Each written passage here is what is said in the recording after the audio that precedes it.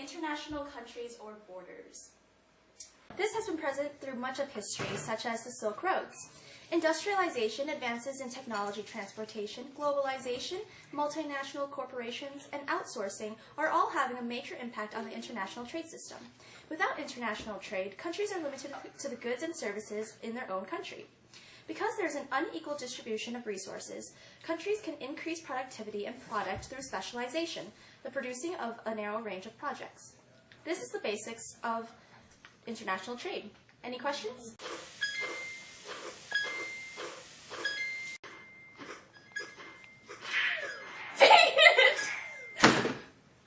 No. Okay, class. Your student teacher, Kathryn, is going to read you a book because I need to go use the potty. Kathryn, here. What? Have fun. Okay. So it looks like we're reading about absolute and comparative advantage.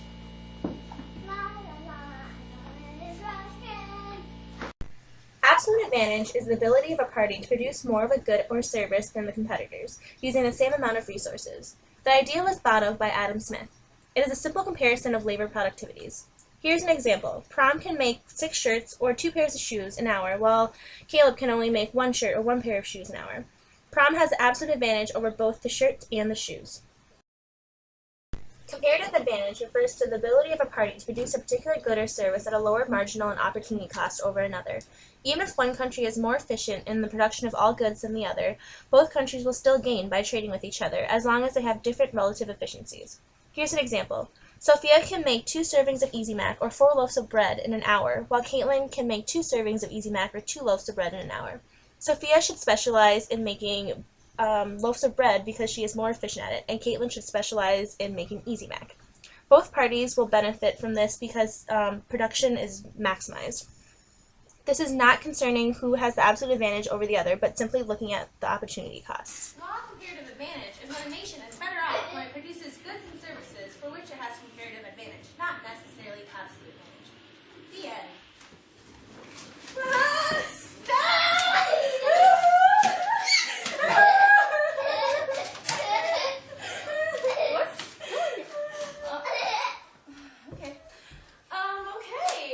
So, class, did you like the book? No. Oh, it was great, Miss Michelle. It's one of my new favorites. Great. I thought you guys would like it. The pros and cons of tariffs is our last topic today. A tariff is a tax on foreign goods. Some people consider tariffs a good thing and a bad thing. Some argue that tariffs increases a country's economic health as domestic producers can increase the prices of their products and more domestic products will be sold, leading to more job opportunities and keeping capital within the country. They also argue that certain industries, like the steel industry, require protection from foreign competition as their goods are essential to defending the U.S., preventing the need to depend on another country during a crisis. However, others argue that tariffs are actually bad for the economy as consumers are forced to pay more for foreign goods and domestic manufacturers lack incentive to produce goods efficiently and less expensively. Tariffs can also lead to trade wars as countries fall into a cycle of increasing trade restrictions and allow the government to control what is bought and sold and who can obtain products.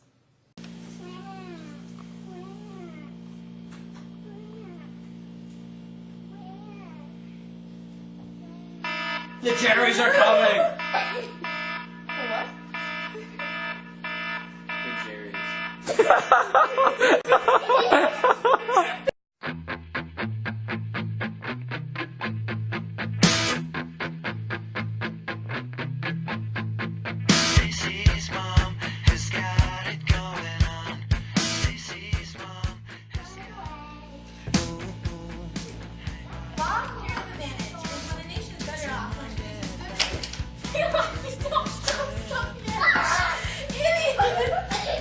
You told me to wait till you said something. Ooh, me!